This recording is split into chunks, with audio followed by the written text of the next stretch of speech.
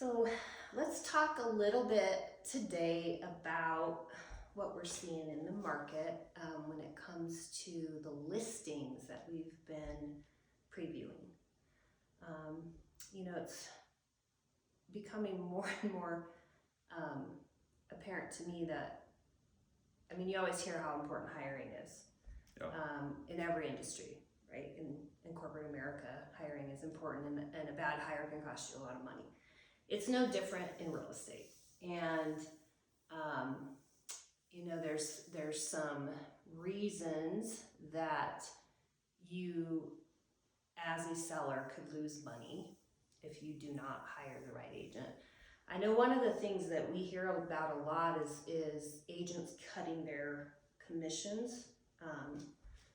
And to a seller, that's probably very attractive because they're thinking, oh, well, I'll make more money if that agent will cut their commission, maybe from 1% to 2%. I don't know.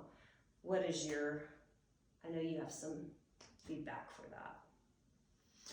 Yeah, so I think selling your house is just like running a business. You don't sell your house based on expenses. You sell your house based on revenue, right? So, 1%. Say somebody's out there running around talking about discounting 1% or whatever. 7, 8, $9,000, and we see it all the time. The house is sold for 50,000, 70,000 more. So. Definitely don't get stuck in that. I mean, you can, right? But financially minded people should not probably focus on that. They should just focus on revenue. What is the agent going to do? Why are they going to help my house sell for the most in the neighborhood? And what does that look like? Yeah, and just remember, you get what you pay for, and that's every time. So you are most likely leaving money on the table if you hire somebody that cuts their commission. I also hear a lot of times of agents are kind of doing this a part-time. Oh, my neighbor's a real estate agent. She also works at the mall. I don't know that is the best person to hire, because how committed are they to selling your home? Or friends. My good friend, my neighbor, my relative. What is your feedback on that? Yeah, go with the person, treat it like a business. Again, go with the person that's going to represent your transaction, the sale of your home, the best, right? So not, hey, if I go to the barbecue and somebody finds out I didn't sell my house with them, then they're going to be offended. That's not something that you should really be kind of thinking about in that situation, unless making money isn't the most important thing for selling a house. But it should be just interview at least 2 people. Call us, we'll come out, interview us, ask us questions, we'll tell you exactly what we need to do, what we're going to do, and then call somebody else and interview them.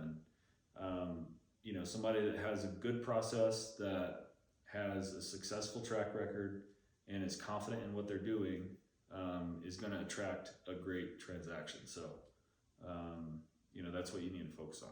Yeah, somebody with an effective plan that's been proven, that's very important. I think that also that plan should include decluttering, organizing, prepping the house for the market. And if there isn't an effective plan in place, yeah, the pictures can be great, right? There's a saying, a picture's worth 1,000 words.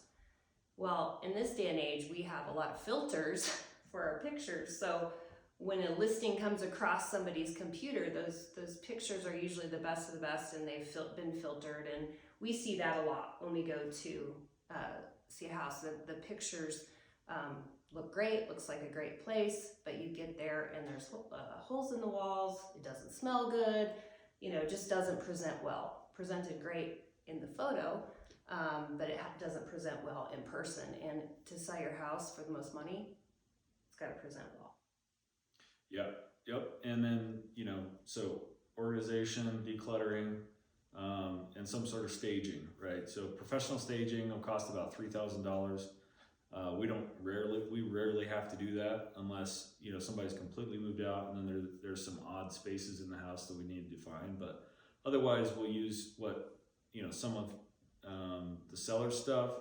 We'll use some stuff that we have in inventory just to kind of, you know, make sure that the house makes sense to people and is inviting, and, you know, kind of go through that pre-market process.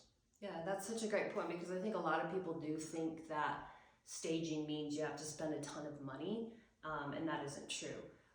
Our process includes us usually, as you said, using the client's items, maybe storing a lot of things and getting it ready to move anyway, but it doesn't have to be a $5,000 spend to stage your home, but staging is very important. And there's some statistics, maybe we'll share at a later date, on staging and effectiveness of staging.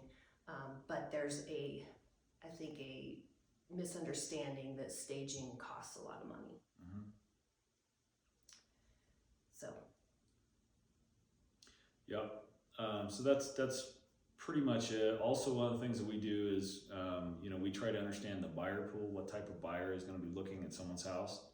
And then we fix any problems that the house may have from the perspective of the buyer. So it could be as simple as paint. It could be, you know, something else. But we want people to come in, see the house, love the house, and sell it for the most possible. So, you know, we see right now the market's pretty hot.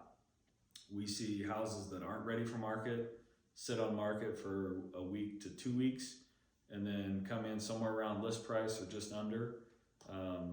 We've seen really nice places that are ready go for 30, 50, 100,000 over. So don't sell yourself short. You don't have to remember all this. You don't have to write all this down, but know that you should call us. We'll come out, answer any questions you have, tell you exactly what we're going to do, and again, interview somebody else, and then make the decision that's best for you. So thanks for your time. Thanks for watching. Appreciate your help.